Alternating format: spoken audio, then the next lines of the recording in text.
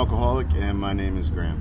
And kind of amazes me when anybody says they want to listen to anything I have to say. Actually, let me put this timer on, because even though this is not my favorite thing to do, you get me talking about myself, and I will go way longer than I'm supposed to. So I'll get the formalities out of the way. My sobriety date's January 15th of 2016. I have a sponsor who's been through the 12 steps of Alcoholics Anonymous. He took me through the steps, and I do my best to bring other guys through the steps, and just be somebody that can, I guess, be the hand of AA if somebody's ready to reach out and grab that, and by far I don't do anything perfect. The only thing I've done perfect for 6.5 years is I haven't picked up a drink. I haven't picked up many of the other substances that I enjoyed. I don't know if I'm the only one here that didn't just drink alcohol, but I'll try my best to kind of stick to that, just because it is technically an AA meeting. But there was many other things in my story as well.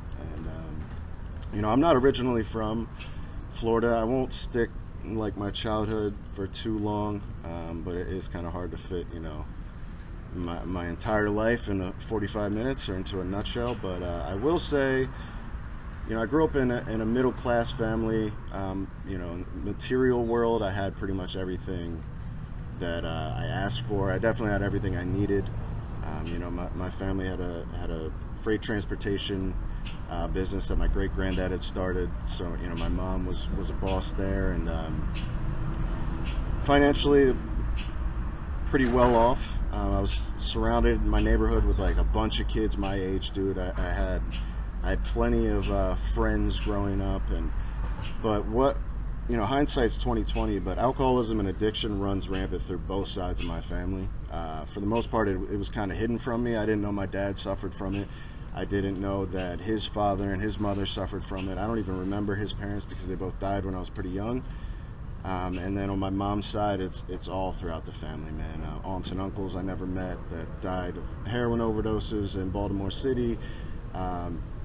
Just a lot of it. And with that came a lot of the underlying causes and conditions. That's what I call them now. It's not what I knew, but just what I grew up around. Just a lot of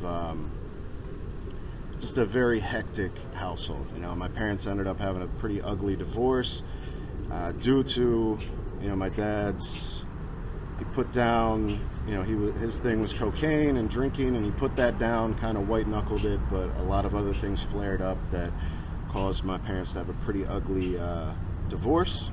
And I was kind of in the middle of that, me and my older sister. And my mom ended up remarrying to a man that I believe, I was told to never qualify anybody else as an alcoholic, but I believe he probably could have benefited from the 12 steps of Alcoholics Anonymous. And he ended up passing away due to some health complications due to his drinking, and he was the real Dr. Jekyll and Mr. Hyde type of alcoholic. So I never really knew what type of environment I was coming home to.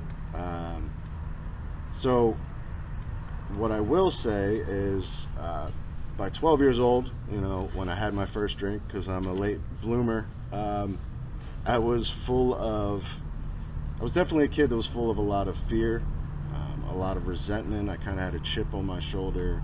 I felt I had been done wrong. I had a lot of trust issues when it came to authority, and I just didn't feel okay in my skin, man, which I don't think a lot of kids at 12, 13 years old do. But it seemed to be, I was just that kid that was always in my head, and nothing really seemed to get me out of it. And I ended up having a drink with a couple friends of mine, man. I was really into music, and we were supposed to be having band practice, and we ended up getting into my friend's parents' liquor cabinet, and all I remember is I really liked the way it made me feel. Did I, could you have told me at that time what was really going, or that I'm an alcoholic? I don't even know if I was at that time. All I know is I enjoyed the way it made me feel, and I wanted that as often as possible. Years later, looking back, I didn't seem to have the same reaction that my friends did at the time, and all my friends were getting into the same stuff at the same time as I was, obviously. And you know, to sum it up, like I'll just say I had like a lot of fun. I don't know if everybody says that when they speak, but like it would have been weird if it was like terrible and I kept doing it. But for a long time, man, I didn't really have a lot of consequences, and you know, drinking and doing all the other things I eventually did was fun. That's why I like the way it made me feel, and that's why I continued to do it, man. That now, obviously, that's not where it ended up. That's far from where it ended up. The last day that I drank and the last day that I used, but I guess we got some time and we'll get there. But you know, pretty quickly, I will say, it became almost like an obsession. Like I was counting down the days and the minutes until I was going to be able to drink again. But I was definitely like a weekend warrior. And my mom worked late. I already kind of mentioned my stepfather.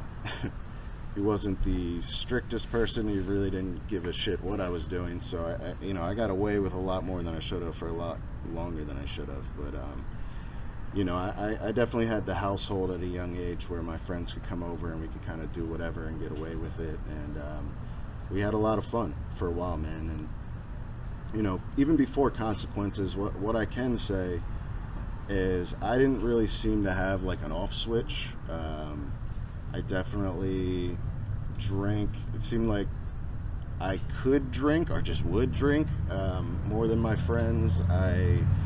You know, whatever. I mean, we were children basically, so it's not like we had just like copious amounts of whatever we were doing. And I always remember like trying to figure out how I could get the most, so I could basically get as messed up as possible, and like doing that math in my head at a young age, and just not seeming to have an off switch. And when we would run out, like my friends, from what I can remember, it's just like, yeah, it's a bummer, but like, whatever, we could take it or leave it. And I would almost go into like panic mode, like who do we have to call and what do we have to do? And they're like, dude, we're like 14 years old, like it's 3 a.m, there's nothing we can do right now to get any more. And it was like that like pretty early on, you know. And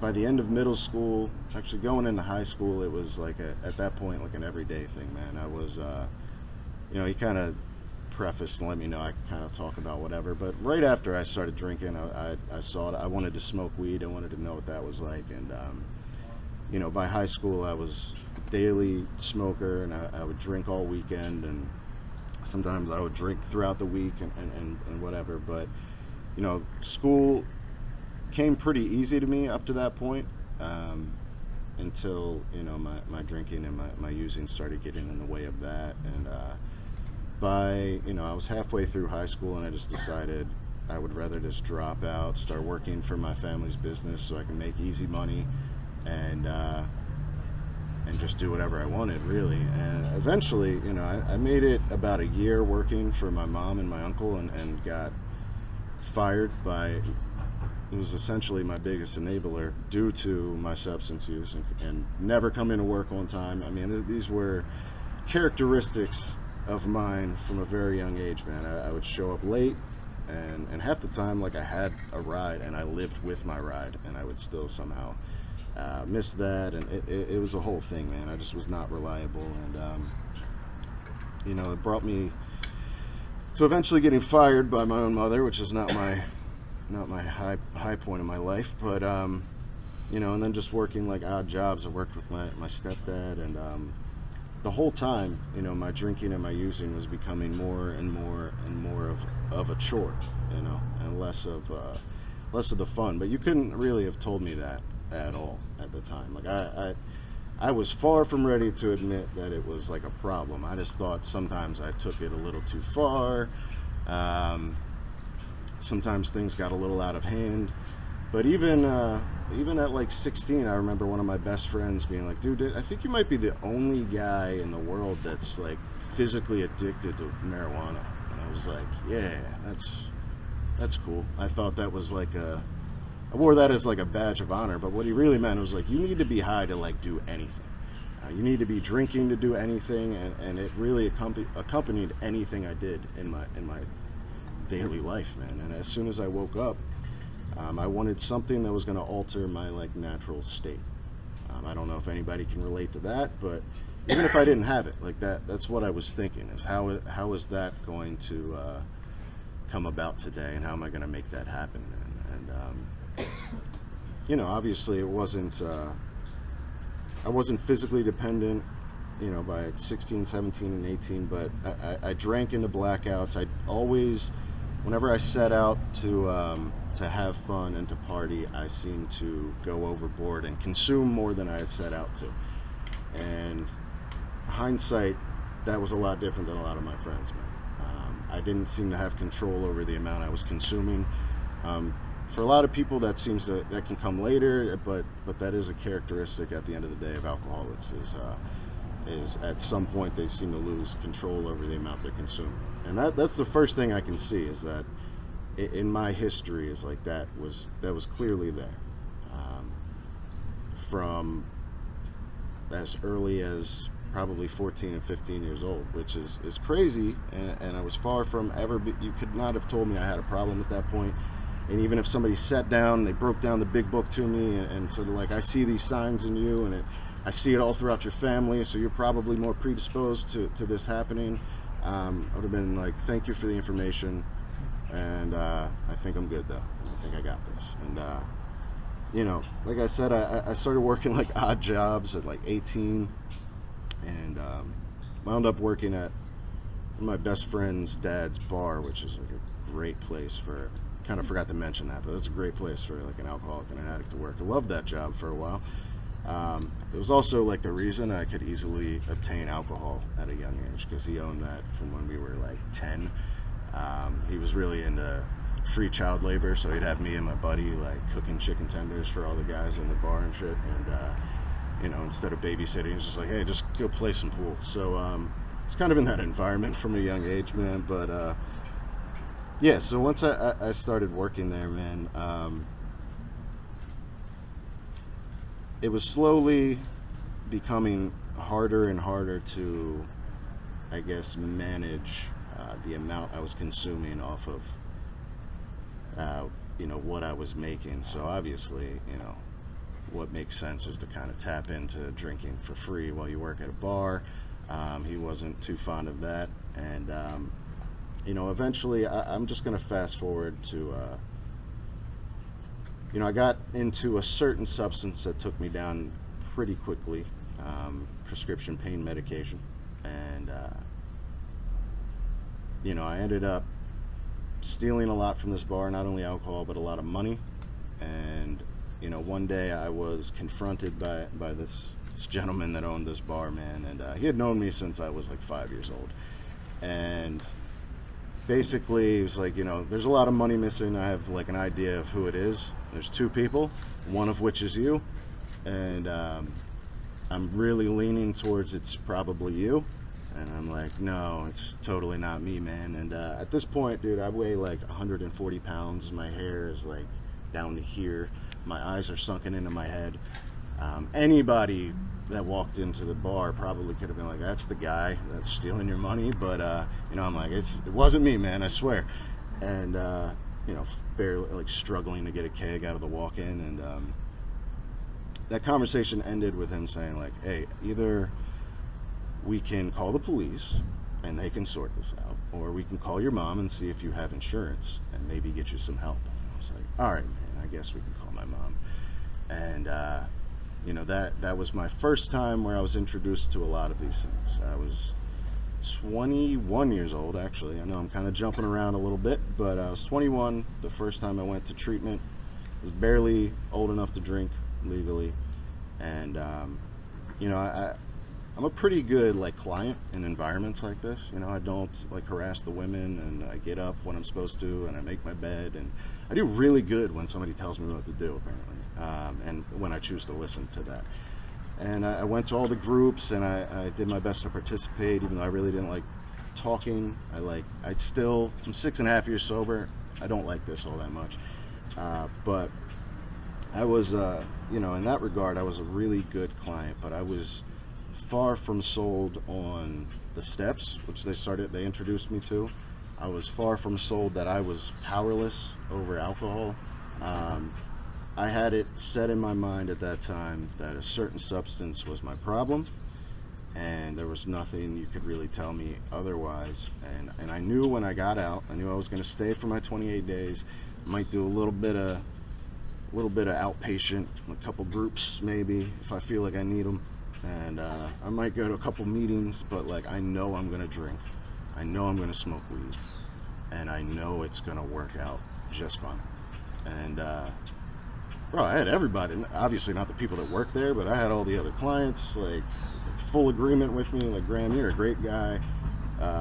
You clearly, shit just got a little out of hand, and you've got knowledge now. You know what you need to do, bud. And I remember my coin out, and everybody's like, you got this. If anybody has this, you got it, man. And I was like, fuck yeah, dude. And then within like 3 days, I was back to doing exactly what I was doing before I wound up there, man. And I can tell you that was not the plan. I did not plan on going back to, at this point I had upgraded to a stronger opiate, and I knew, like I said, like, when the time is ready, I'll have a couple beers with my boys. I'd never just had a couple beers with my friends, but like, I had this idea in my head of what it was going to be, and smoke a couple bowls, and that's not what it was. And then as soon as I had done that, I went right back to doing things I said I wasn't going to do.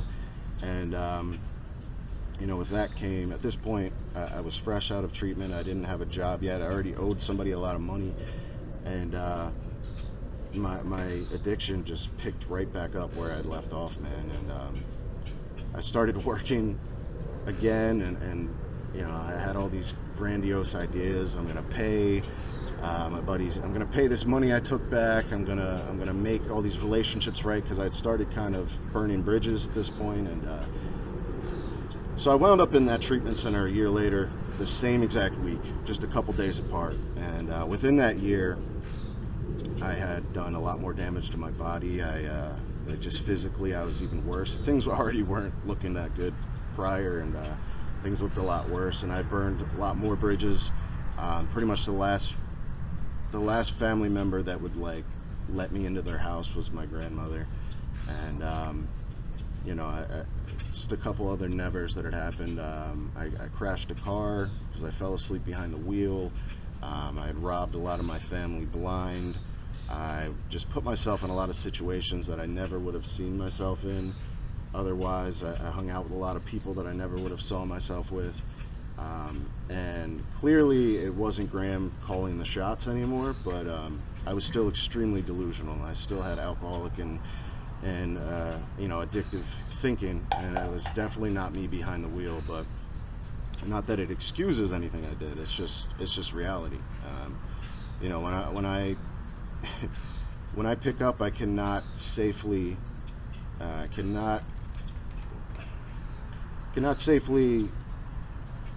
have no idea what I'm going to do at the end of the day.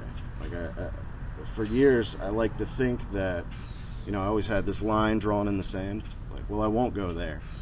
But it always eventually moved. And the insanity of my disease is, like, even though I moved it 1,000,000 times, every time I moved it, I believed I wouldn't cross it again.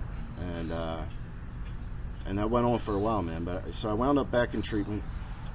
I moved in with my grandmother prior. My granddad was still alive at the time, and his health was really poor. And at this point, I was like, I'm gonna move a couple counties away from like where I'm doing all this dirt, and all my friends that I drink with, all my friends I use with. I'm gonna get out of this area. I'm gonna move in with my grandmom. I'm gonna take a month off of I don't know what, because I wasn't really working that much, but I'm gonna get some like good food in me, because grandmas always want to feed you, and I'm gonna put some weight on. She could clearly use the help. I'll take a week so I start physically feeling better, and like, I meant it with all of my heart. Like, that's what I was gonna do, and that is not what happened. And again, like I said, you could have, I truly believe you could have hooked me up to a lie detector test. I don't know how well those things actually fucking work, but let's just say they work spot on, and I would have passed. And it still didn't go the way that I knew it was going to go. And eventually I ended up robbing her blind and just causing a lot more stress in her life when I had myself convinced I was going to go there, and it was going to be good for both of us. And I ended up walking into an intervention. I don't know, I'm sure somebody here has experienced one of those, and if not, I'm sure you know what they look like. There's a TV show about it. But I walked into one of those with my family, and that ended with me back in treatment. And at this point, no friend was letting me sleep on the couch anymore, and no family was letting me into the house, and I chose my one of two options to go into sober living, and one of them was Florida, and I got deported by my family here, and that was the end of 2012, and I told you my sobriety date, so it doesn't take a mathematician to figure out that I did not stay sober after that. And I'll just kind of sum up the couple times I went through treatment here and went through IOPs here, and went to meetings, but I was basically wallpaper in those meetings because nobody knew my name. I never raised my hand. I was silent. I was completely silent. And, if you called on me, I would politely pass. And, if you were like going to be one of those guys that like waits for the newcomer outside, like, you're not going to stop me. I'm going to run straight to the van and hop in the van and wait for him to take me back to my house. And I still had different ideas of how I was going to make this work, man. It was, if I get a certain amount of time sober in this halfway house and I complete this IOP program, and I work in treatment. This is not like a dig at treatment at all. But if I complete this IOP and I get a year sober and I start working again and I make things right with my family and I get a good girl and I get my life back on track, like, things are going to be okay. And I had all these ideas of how things were going to work, man. And, there was always an expiration date on my sobriety. Little did I know, I wasn't really listening, or if I was, I just hadn't reached that point internally where I was ready to admit to myself what that first step was really saying. And that took a lot for me. I've heard, at times I've said, the first step is the easy step. And, I hear it in the rooms all the time. I hear it in meetings, like, oh, the first step was easy for me. The first step was by far the hardest one, because it took a lot of pain. It took a lot of me trying this my own way. It took a lot of me bashing my head against the wall repeatedly until I threw my hands up and surrendered and said, like, I really don't know what the fuck I'm doing. I've had reason to stay sober for way longer than I've been sober. I've had consequences that would have led a normal, hard drinker or somebody that's like showing signs of this. I've literally seen people like start experiencing some sort of consequences and then just stop and moderate their drinking, stop and moderate their using. Why that doesn't make sense to me is because that's not me. As much as for the longest time I didn't want to admit it, but I would go periods living in sober living where I didn't think about drinking. I didn't think about using. If I did think about it, it passed. I got through it. And I would start thinking, like, see, I think I'm making, they put in the book, like, I'm making too big of a deal of, like, a small thing. And it was always just insidiously working against me in my own head, man. And that's what I didn't know. I was sold on the once I put a drink in me, once I put a substance in me, that's where the problem starts. I thought that for a long time. I did not realize that I didn't have a solution that was going to keep me from putting that drink into my body, from me picking up that first drink, from me picking up that first whatever the fuck you want to fill in there, because for a long time I didn't realize that all that mattered was that one day where I didn't have that 1 second where I lacked a defense on my own, where I would convince myself to do it. I've had 3 months sober, I've had 6 months sober, I've had 9 months sober, I've had 15 months sober, and I still picked back up with every reason not to. So that last time, I'll just jump ahead to that last time I picked up. I had stayed at a sober living for a year. I was going to meetings regularly because they forced me onto a van and brought me to meetings. They brought me to EDI, and I went to Triangle occasionally, if they decided to get wacky and take me to Triangle. But I didn't know anybody outside of my halfway, and ended up meeting this girl who's actually, I'm still with this girl to this day. She's a normal person that just doesn't drink, doesn't smoke weed. She has done these things, but like when she tells me like her stories of partying, and she hasn't even really heard like my entire story, because a lot of it like starts, she gets like genuinely sad, because she's like, I took ecstasy like twice, and I'm like, in one night? Like, what do you mean, dude? And she just doesn't understand. But anyway, so I ended up meeting this girl, and I was working at this great job, making more money than I had up to this point. I wasn't making anything crazy, but you know, I was basically a child. I was a baby at like 23 years old. So I was working this great job at this call center, and I ended up moving out of this halfway house, moving in with my girlfriend, and you know, things went well for a while, and I was talking to a sponsor, but I had never really gotten truly honest with him. Everything was very surface level, and you know, this guy, I don't even know where he is to this day, the guy that was sponsoring me at the time, but you know, he did have over a year sober, and but you know, the key to a good sponsor is a good sponsee, and I was not honest with this man at all. And I slowly but surely started cutting away like these barriers I had against drinking, against using. So I moved out of the sober living. I'm not, even though I've drank in sober living before, but at this time, like I meant it. I'm done. And slowly, like hanging out with her, we're not drinking, we're not smoking, we're not doing anything. Like, how could this be bad? Would take precedence over me going to a meeting, take precedence over me possibly, you know, doing some sort of service work. I had the spiritual side of this thing at this point I didn't really mention, but I wanted nothing to do with that. And I started thinking, like, again, the insidious thought that every alcoholic and every addict has is that, you know, one day I'll be able to control and enjoy my drinking. And I started thinking like a beer would sound nice, and I went weeks just like thinking about that.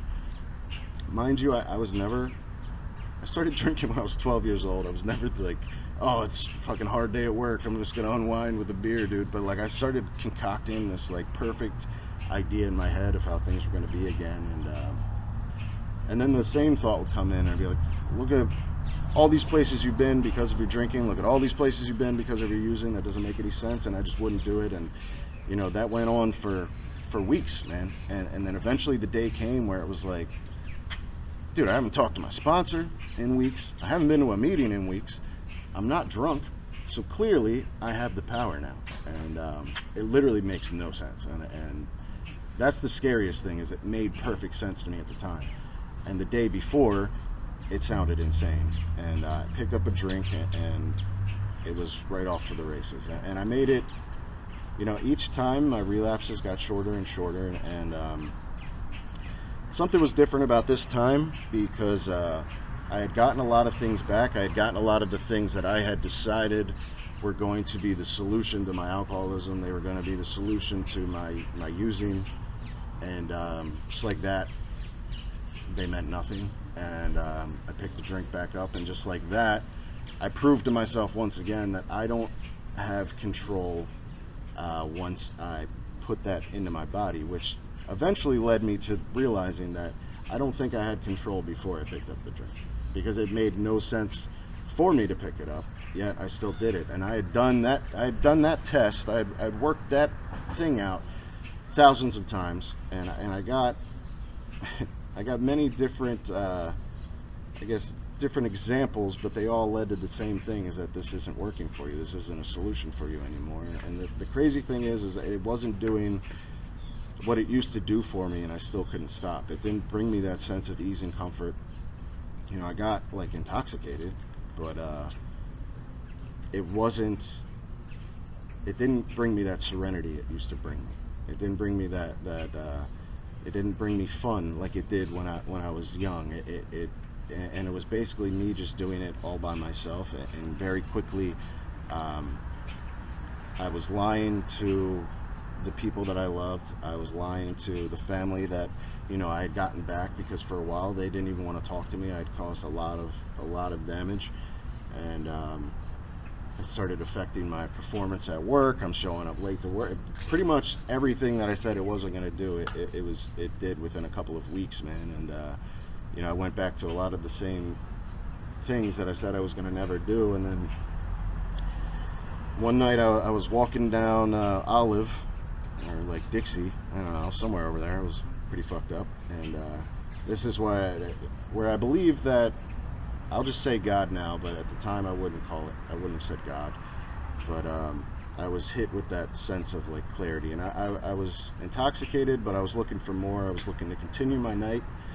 And I was calling people I knew from the halfway that I knew relapsed. And there was 3 guys. I'm like, I know that one of these guys will be my savior. And, the first one just would not answer at all. The second one, the third one just wouldn't admit. I can like hear it in his voice. Like I know what it sounds like, but he just won't admit to me that he had relapsed. And then the second guy I had called was like, you should call your sponsor.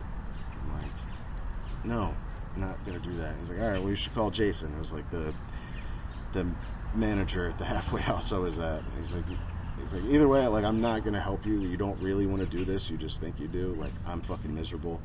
And it was just like, it just didn't make any sense to me, dude. And I remember feeling extremely defeated. And then the thought came to me, like, how many times have you said you weren't going to be back here? And you really meant it. Like, I know I said that prior when I was talking about like all the lines I would cross, but all of that went right over my fucking head, dude. Up to this point I could not see that. And it's like, you've said you weren't going to get back here, and you've meant it 1,000 times, but yet you're fucking here again. And I came to the conclusion, all on my own, even though many people had told me that I probably had it in me to get sober at that point, but left to my own devices. I wasn't going to know the timeline, but left to my own devices, at some point you were going to get drunk again, you were going to get high again, you were going to pick up again, because that's what your record shows.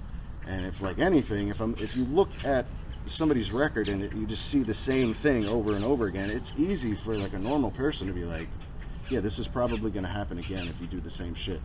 And for some reason at that moment, it just was very clear to me. So I called a man that I had met in a detox, that for some reason when he spoke, I would listen, and he didn't take himself too seriously, but he clearly had some sort of solution. I had a couple sponsors up at this point. I didn't pick him because of the music he listened to. I didn't pick him because he had a cool car or he seemed like really good with girls. He's like this 60-year-old, just weird dude that he's nuts, but he'd been sober for like 20 years, and when he spoke about how things were, I could relate to that, and I clearly saw that something had changed. And I was like, if you've been sober 20 years, I can't stay. That's almost as long as I've been alive at that point, and I made just a decision with myself that I was going to do the things that were suggested for once, because like I always had like an idea of like, I'll do a couple things, but you could probably hear that every single share.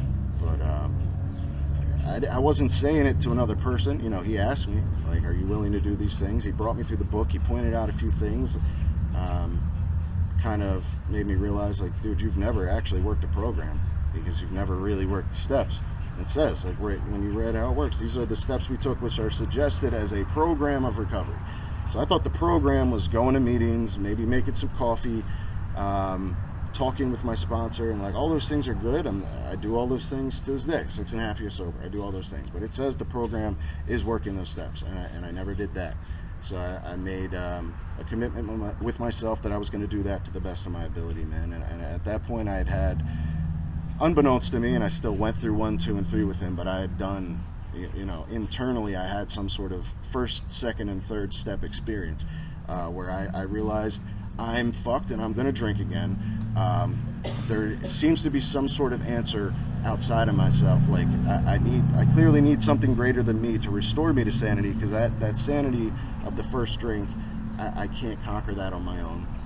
And I had surrendered and said, I'm willing to take these suggestions for the first time in my life.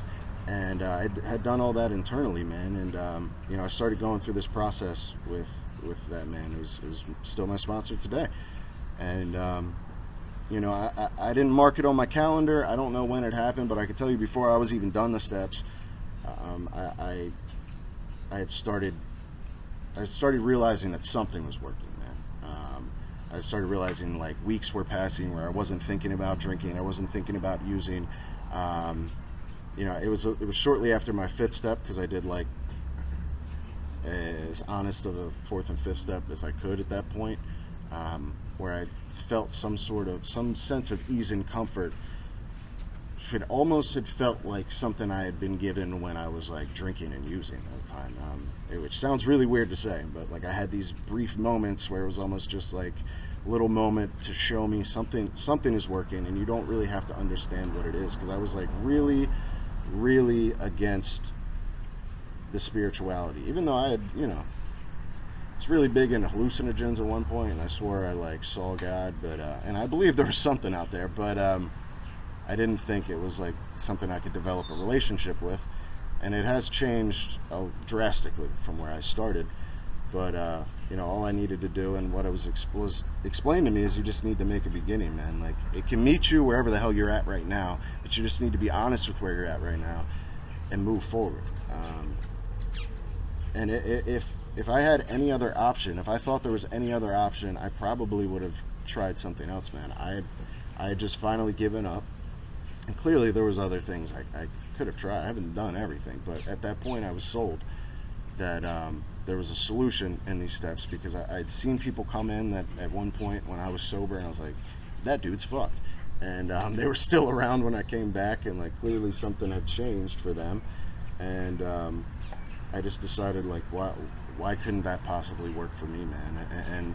And I got to 6 and 7. I took 4, 5, 6, and 7. I took a hard look at myself and made a decision to just try to not be that person anymore. That's changed a lot since then, but that's what I could kind of wrap my head around at that time. And I made my list. I had a lot of amends that I needed to make, some financial, some any type of amends you can imagine I needed to make to some degree or another, and I'm sure a lot of people can relate to that. And I made an honest agreement with myself that I was going to do my best to do that, which I have, which has actually been some of the like craziest spiritual experiences I've had in sobriety have stemmed from me like actually going out and trying to right the wrongs that I've done. And but then I moved on 10, 11, and 12, and learned how to do and practice the rest of those steps, the rest of those principles on a daily basis, man. And I've fallen short many times. But what I can tell you, like, it makes no sense for somebody like me to be sitting here with 6.5 years sober. It just doesn't. It doesn't make sense for me to be sitting here with the life that I have today. And I did not think that. I remember going to AA meetings when I was like 20.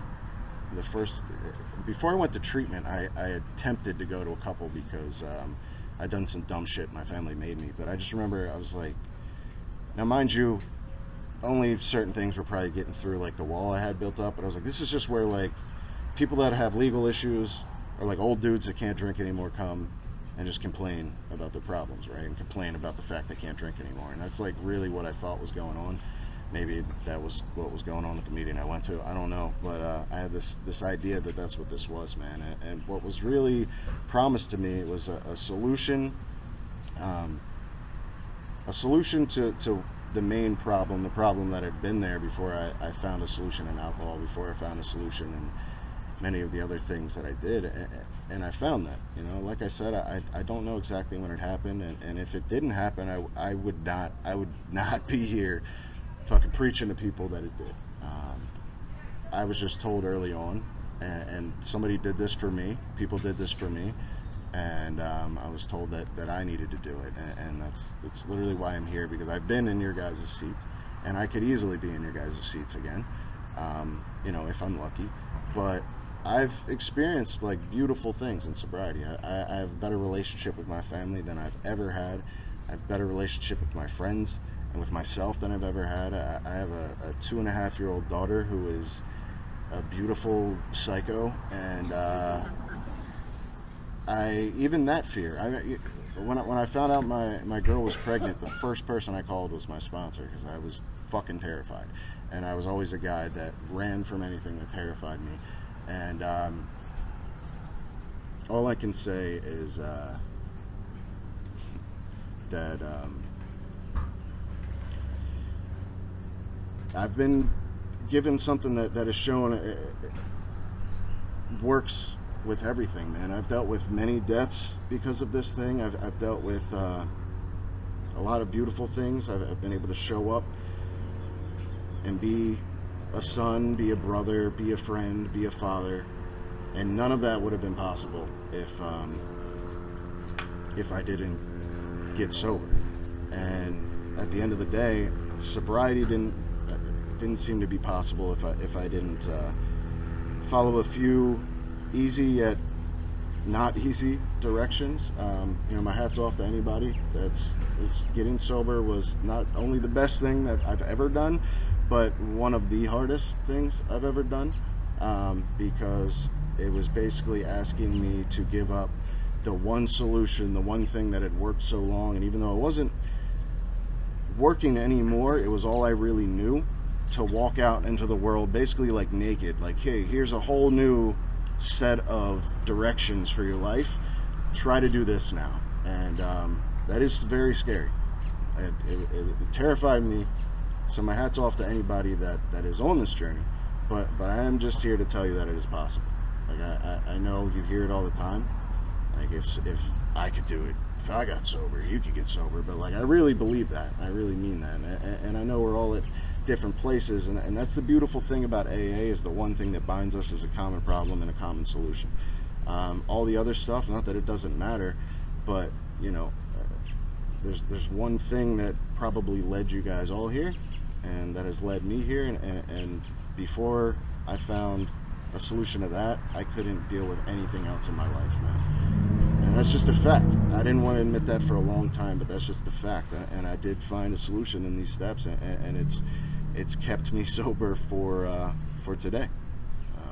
And that's why I'm here. Hopefully you got something out of that, man. Thanks for having me speak. Thanks for sharing.